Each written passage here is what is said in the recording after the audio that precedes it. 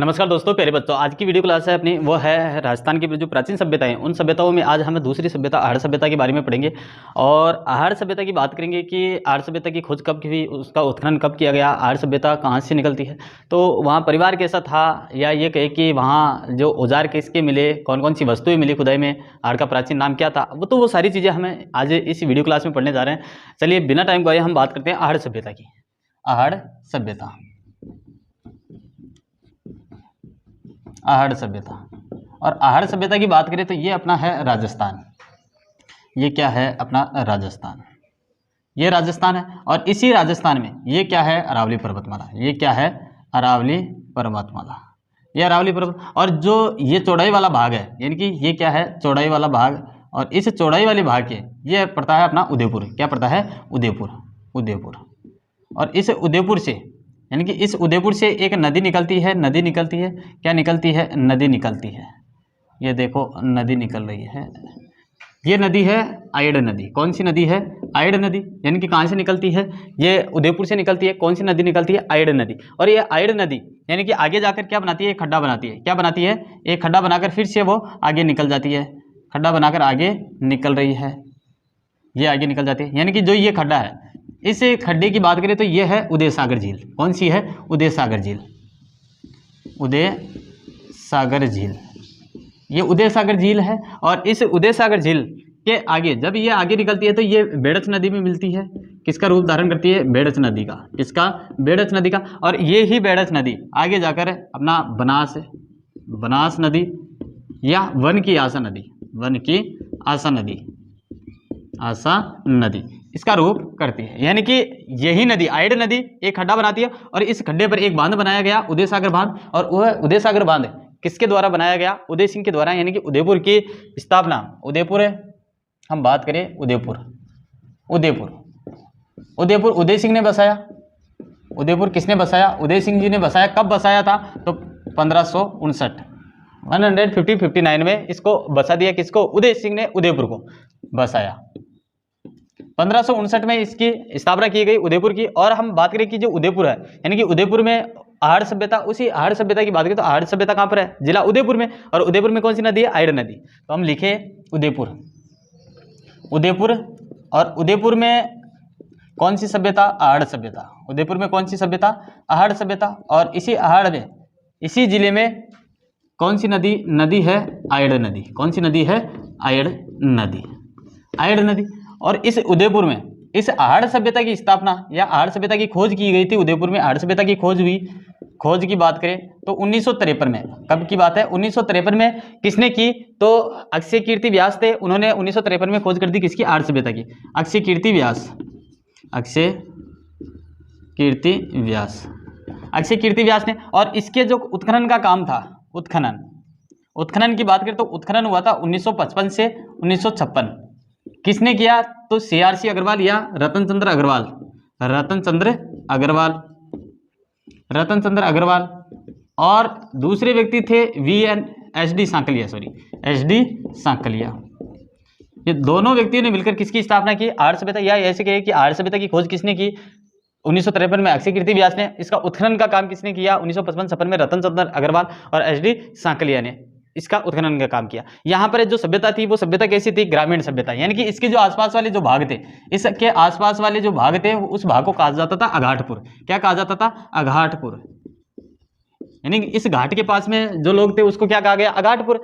और इसी अघाटपुर में जो लोग रहा करते थे वो व्यापार वगैरह भी करते थे। यानी कि यहाँ पर इस किनारे के बैठकर, यानी कि यहाँ पर अपना जीवन यापन का काम करना, इसके आसपास खेती बाड़ी करना, पानी की आवक को ले जाना। तो यानी कि ये कहे कि यहाँ जो अघाटपुर है, यहाँ भी जनसंख्या रहती थी। और उदय सिंह ने इस बांध का क्या करवा दिया, निर्माण करवा दिया। तो यहाँ कौन सी सभ्यता पाई जाती है, ग्रामीण सभ्यता। यहाँ पर कौन सी सभ्यता, उदयपुर में कौन सी सभ्यता, या आहड़ सभ्यता में कौन सी सभ्यता पाई जाती है, तो ग्रामीण सभ्यता। कौन सी सभ्यता, ग्रामीण सभ्यता। गाँव में लोग रहा करते थे। इसी गाँव की बात करें तो ग्रामीण सभ्यता थी। और ग्रामीण सभ्यता की बात करें तो यहाँ जो लोग रहा करते थे वो कैसे रहते थे, यानी कि संयुक्त रहते थे।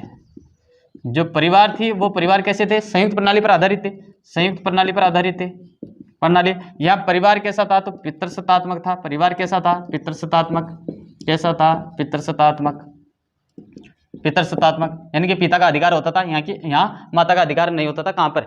यहाँ आहड़ सभ्यता में। और भी बात करें तो यहाँ जो अनाज के भंडारण या अनाज के गोटे, अनाज के गोरे यहाँ पर रहा करते थे। कहाँ पर? यही लोग अपने परिवार में अनाज के लिए भंडारण के लिए अनाज भंडारण, अनाज भंडारण, अनाज के गोटरे, अनाज के गोटरे या अनाज के गोरे, या इन सबको ये कहे कि ये होते क्या थे, तो ये होते थे ओबरी। क्या होते थे?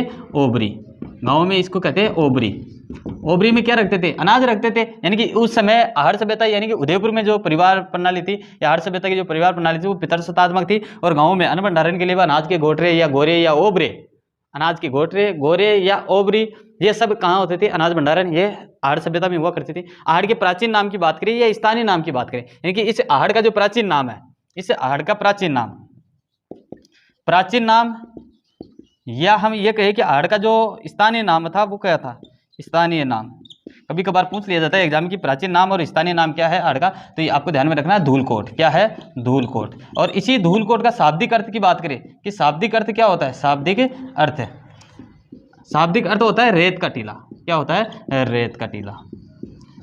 अभी यहाँ कुछ तांबे व तांबे की बनी हुई वस्तु के औजार भी मिले। यहाँ क्या मिले? तांबे व तांबे से बने हुई वस्तु के औजार, तांबे से बने हुए औजार मिले या वस्तुएं मिली, और यहाँ तांबे के औजार व वस्तुएं मिलने के कारण इसको क्या कहा जाता है? ताम्र नगरी या ताम्रवर्ती कहा जाता है।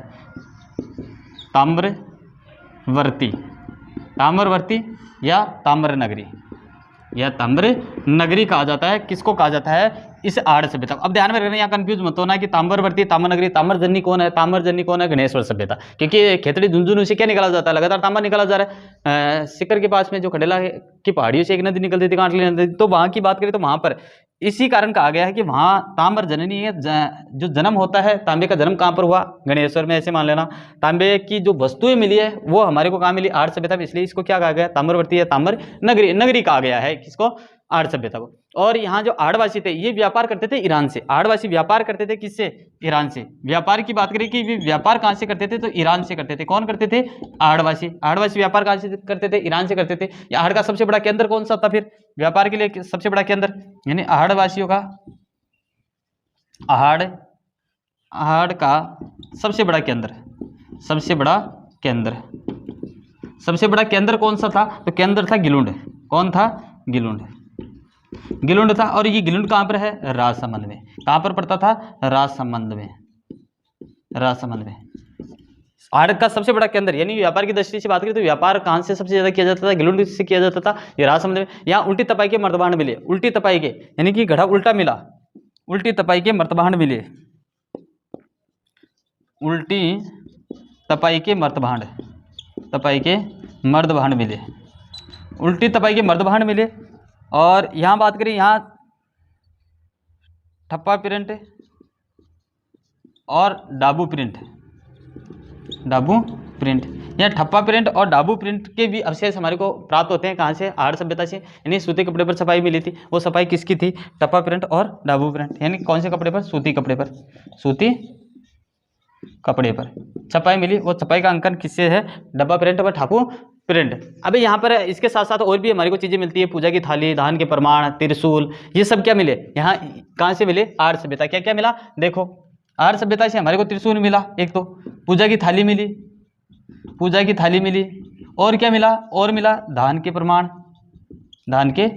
यानी कि यहाँ के लोग क्या करते थे? खेती भी किया करते थे, यहाँ पूजा पाठ भी किया करते थे। यहाँ त्रिशूल वगैरह, देवताओं का भी अंकन, यानी कि देवता विश्वास करते थे, मूर्ति पूजा में विश्वास किया करते थे।